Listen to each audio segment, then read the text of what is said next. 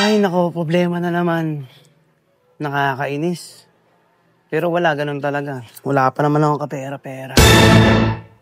Gising na kaya si Papa Ayoms. Kaso, sarado yung pintuan eh. Sige, try kong kumatok.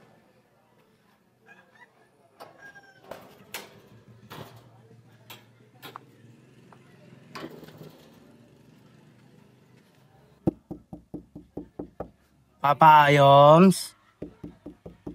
Papa Ayoms? Taknik, nakakaya talaga. Tulog pa yata si Papa Ayoms. Pero wala, kailangan ko talaga ng pera eh. What?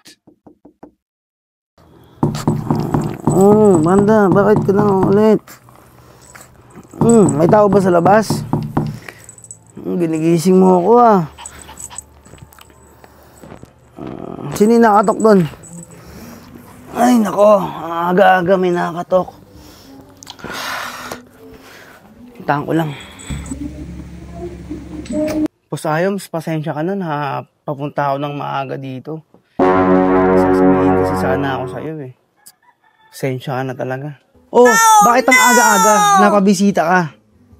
Boss, may sasabihin mo, alam ko na yan. Hay nako, wala ka talagang pagbabago. Pero sige.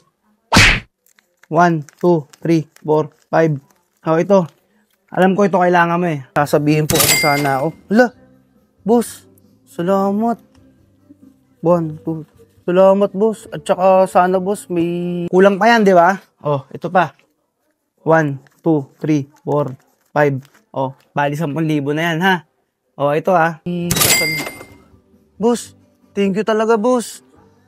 Boss, paano mo nalaman, boss? Oh, di ba?